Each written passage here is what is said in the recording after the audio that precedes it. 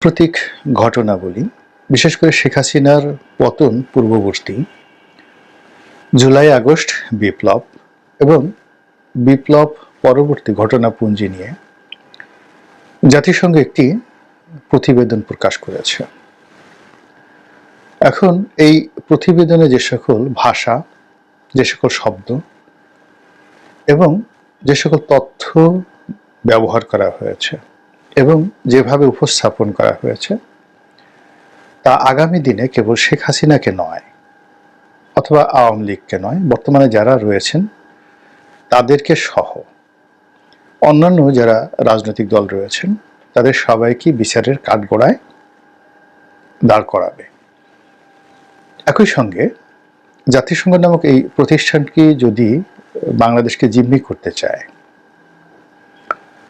সেক্ষেত্রে এই প্রতিবেদনের মাধ্যমে আমাদের কৃষ্টি, কালচার, আমাদের প্রশাসন, আমাদের রাষ্ট্রীয় বিধি এবং ব্যবস্থা নিয়ে প্রশ্ন উত্থাপন করে আমাদেরকে অসভ্য একটি জাতির কাতারে তারা ইচ্ছে করলে অন্তর্ভুক্ত করে নিতে পারে।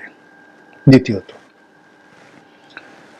এই প্রতিবেদন বাংলাদেশ বিরোধী যারা চক্র রয়েছেন আন্তর্জাতিক মহলে, যারা বাংলাদেশের স্বাধীনতা এবং সার্বভৌমত্ব যেমন মেনে নেননি, এই গ্রুপ ছাড়াও যারা বাংলাদেশের সাম্প্রতিক যে উত্থান, ধরুন গত সেই ৩০ বছর ধরে আরো বেশি এরশাদের জমানা থেকে ধারাবাহিকভাবে বাংলাদেশ আন্তর্জাতিক অঙ্গনে যে উত্থান লাভ করছে, এটি যারা পছন্দ করছেন না, আমাদের এই শিল্পায়ন, আমাদের এই আত্মপরিচিতি, মানুষ হিসেবে বেড়ে ওঠার, শিক্ষা অর্জন করার এবং আন্তর্জাতিকতা লাভের যে ধারাবাহিক উত্থান, এটি যে সকল জাতি এবং গোষ্ঠী পছন্দ করছেন না, তারা এই জাতিসংঘের রিপোর্টটিকে বিভিন্নভাবে ব্যবহার করে আমাদের এই অগ্রযাত্রাকে থামিয়ে দেওয়ার জন্য বিশ্ব সম্প্রদায়কে খেপিয়ে তুলতে পারেন। বলতে পারেন যে দেখো, এরা এইরকম, এখানে বিনিয়োগ করা যাবে না, এখানে ভ্রমণ করা যাবে না, এদের সঙ্গে কোনো ব্যবসায়িক সম্পর্ক স্থাপন করা যাবে না। তো এই যে সার্বিক একটি অবস্থা তৈরি হয়েছে প্রতিবেদনকে কেন্দ্র করে, এটির গভীরে না গিয়ে আমরা প্রথমত যে কাজটি করছি সেটি হলো যে যার মতো করে এই প্রতিবেদনের বক্তব্যগুলো নিজেদের পক্ষে ব্যবহার করার চেষ্টা করছি। যারা শেখ হাসিনার রেজিমের বিরোধিতাকারী, তাদের ১ নম্বর দাবি, যুক্তি হলো এই প্রতিবেদনের মাধ্যমে শেখ হাসিনার রাজনৈতিক ভবিষ্যৎ শেষ করে দেওয়া হয়েছে। শুধু তাই নয়, তাকে যদি আগামীতে আন্তর্জাতিক আদালতে বিচারের মুখোমুখি হতে হয়, শুধু বাংলাদেশের যে ইন্টারন্যাশনাল ক্রাইম ট্রাইব্যুনাল রয়েছে সেটি নয়, যেখানে ইন্টারন্যাশনাল কোর্ট অফ জাস্টিস, যেখানে সেই দ্বিতীয় বিশ্বযুদ্ধের অপরাধীদের বিচার হয়েছে, বসনিয়া হার্জেগোভিনার অপরাধীদের বিচার হয়েছে, তো সেই আদালতে শেখ হাসিনার বিচার হওয়ার ক্ষেত্রে এই প্রতিবেদন গুরুত্বপূর্ণ ভূমিকা পালন করবে বলে বর্তমান যারা বিপ্লবী সরকার রয়েছেন তাদের কর্মী সমর্থকরা দশমুখে প্রচার করছেন। দ্বিতীয়ত, তারা আরো বলার চেষ্টা করছেন অনেকে আগ বাড়িয়ে যে এটি ডক্টর মোহাম্মদ ইউনূসের একটা বিরাট কূটনৈতিক সফলতা।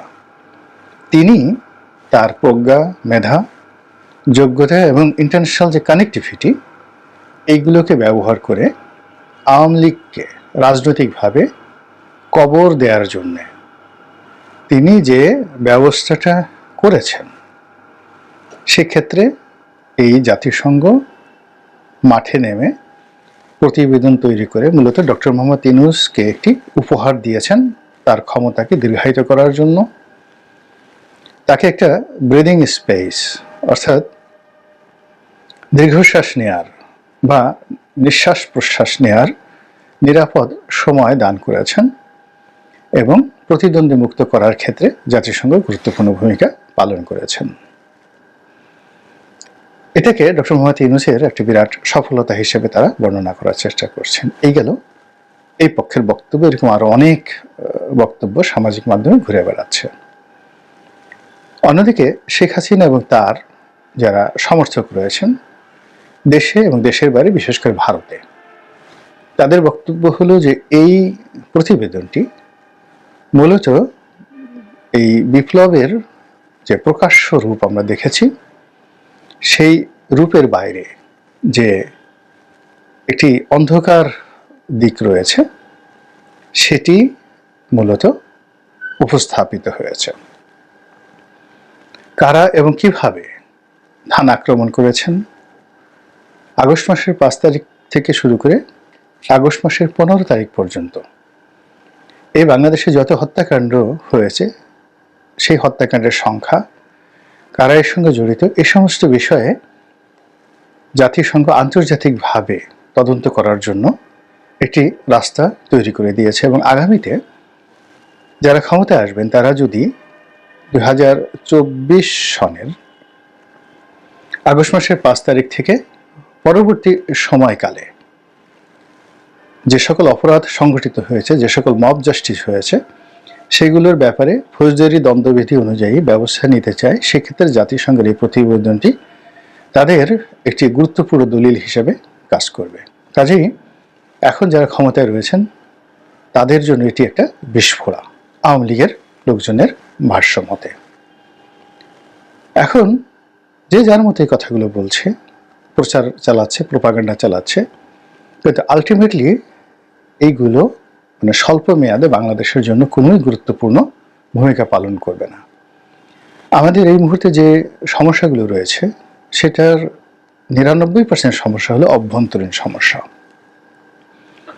এই অভ্যন্তরীণ সমস্যার যেটা বীজ যদি ধরেন, শীর্ষ বা রুট যদি ধরেন, শিকড়, সেটি হলো অর্থনৈতিক সংকট, কর্মহীনতা, বেকার সমস্যা এবং নতুন কর্মসংস্থান সৃষ্টি না হওয়া। আর যদি দৃশ্যত সমস্যা দেখেন, 1 নম্বর সমস্যা হলো আইন শৃঙ্খলার অবনতি। আইনকে পরোয়া করা, আইন মান্য করা বা আইনকে ভয় পাওয়ার কোনো কারণ দুর্বৃত্তরা এই মুহূর্তে দেখছে না। তাদের হৃদয় থেকে, মন থেকে, মস্তিষ্ক থেকে রাষ্ট্রীয় বাহিনীর বিরুদ্ধে যে সকল অভিযোগ তারা ইতিপূর্বে করেছিল, এরা নিষ্ঠুর, এরা গুলি করে ইত্যাদি ইত্যাদি সবকিছু, সেগুলো এখন উল্টো তারা প্রতিশোধ নেয়ার জন্য তারা চেষ্টা এবং তদবির চালাচ্ছে। 2 নম্বর হলো রাষ্ট্রীয় বাহিনীগুলোকে যে ভয় করার প্রবৃত্তি অপরাধীদের মধ্যে থাকে সেটিও এখন বুমেরাং হয়ে পড়েছে। উল্টো রাষ্ট্রীয় বাহিনী এখন এই অপরাধীদেরকে ভয় পাচ্ছে। এটি 2 নম্বর দৃশ্যত সমস্যা। 3 নম্বর দৃশ্যত সমস্যা হলো রাজনৈতিক অনৈক্য, অবিশ্বাস। দীর্ঘদিনের যে রাজনৈতিক বন্ধুত্ব এটি শেষ হয়ে গিয়েছে, বন্ধুরা শত্রু হয়ে গেছে, আর নতুন বন্ধু খোঁজার মতো পরিবেশ নাই। পুরো রাজনীতির যে গগন একেবারে অন্ধকারাচ্ছন্ন, আমরা কিছু দেখতে পাচ্ছি না। আগামীকাল কি হবে এই বাংলায়, এটি যেমন ডক্টর মোহাম্মদ ইউনূস বলতে পারেন না, মির্জা ফখরুল সাহেবও পারেন না, একইভাবে জামাতের আমির সাহেবও পারেন না, আপনি আমি তো নই।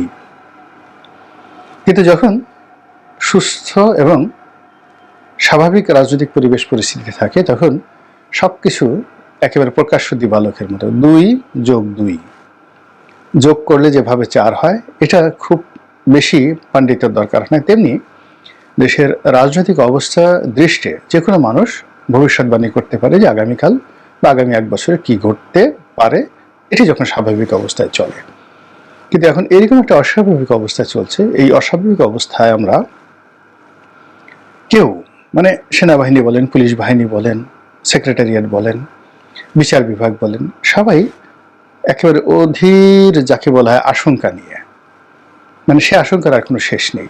মানে আমি অপার হয়ে বসে আছি সর্বনাশের আশা, এরকম আশঙ্কা নিয়ে যার যার অবস্থানে বসে তারা মনে করছেন যে আগামীকাল হয়তো অতি আশ্চর্য একটা কিছু ঘটবে, এবং এই কারণে যে যার কর্মকাণ্ড স্থবির করে দিয়েছেন, অনেকে বন্ধ করে দিয়েছেন, এবং এভাবেই দেশ চলছে। ফলে আমাদের যে জাতিসত্তা, আমাদের যে স্বাধীনতা এবং সার্বভৌমত্ব, এগুলি হুমকির মুখে পড়েছে। এই যে অভ্যন্তরীণ যে সমস্যাগুলো, এই সমস্যাগুলোর সঙ্গে আবার আগে যেটা বলেছিলাম যে অভ্যন্তরীণ সমস্যা আমাদের জাতিকে কুড়ে কুড়ে খাচ্ছে, যেটি মানে যদি পার্সেন্টেজ ধরেন 99%, বাকি 1% হলো ভারত, পাকিস্তান, চীন, আমেরিকা, এদের কূটনৈতিক তৎপরতা। যখন মানুষ অসহায় অবস্থায় পড়ে, আপনি চিন্তা করুন যে সুন্দরী রমণী মারা গিয়েছেন, তাকে ধর্ষণ করার জন্য যে সকল দুর্বৃত্ত উৎপেতে থাকে, কবর থেকে লাশ উঠিয়ে ধর্ষণ করা হয়, আমরা তাদেরকে পশুর পর্যায়েও ফেলি না। তদ্রূপ আমাদের এই যে এখন যে দুর্বিপাক চলছে, মনুষ্য সৃষ্ট দুর্বিপাক, এই দুর্বিপাকের সময়ও আমাদের রক্ত, মাংস, অস্থি, মজ্জা এগুলো ভক্ষণ করার জন্য বিদেশি শকুনেরা কিন্তু বসে আছে, যার সংখ্যা 1%। ফলে এই সব মিলিয়ে আমরা যারা খুব বেশি আতঙ্কগ্রস্ত হয়ে পড়ছি, তারাও যেভাবে সঠিক পথে নেই, আবার যারা মাতালের মতো, পাগলের মতো আনন্দ করছি, উল্লাস করছি, একে অপরের বিরুদ্ধে বিষোদ্গার করছি, সবাইকে শত্রু মনে করছি, তাও সঠিক নয়। জাতিসংঘের মতো একটি ঠুনকো প্রতিষ্ঠান, যেটি খোদ আমেরিকা এখন বন্ধ করে দিতে যাচ্ছে, এবং ইতিমধ্যে আমেরিকা তাদের যে বিশ্ব স্বাস্থ্য সংস্থা, জাতিসংঘের বিশ্ব স্বাস্থ্য সংস্থা, সেখান থেকে তাদের পুঁজি প্রত্যাহার করে নিয়েছে। এরপর ইউএনডিপি, তারপরে মানবাধিকার কমিশন, এই দুটো ব্যাপারে তারা খুবই বিষোদ্গার করছে আমেরিকা। তারা গ্রেটেস্ট ডোনার বলা হয় দুটো অর্গানাইজেশনের। এবং আমরা যে ইন্টারন্যাশনাল কোর্ট অফ জাস্টিসের ভয় দেখাই, সেটিকে আমেরিকা এবং ইসরায়েল স্বীকৃতি দিচ্ছে না এখন। তো কাজেই আমরা সেই পশ্চিমাদের যারা নিজ দেশে এগুলোকে হাতিয়ার হিসেবে ব্যবহার করেছে তৃতীয় বিশ্বকে ঠান্ডা করার জন্য, এখন তারা সেই বিষয়গুলোকে নিজেরাই যেখানে পাত্তা দিচ্ছে না, সেখানে তাদের একটা প্রতিবেদন নিয়ে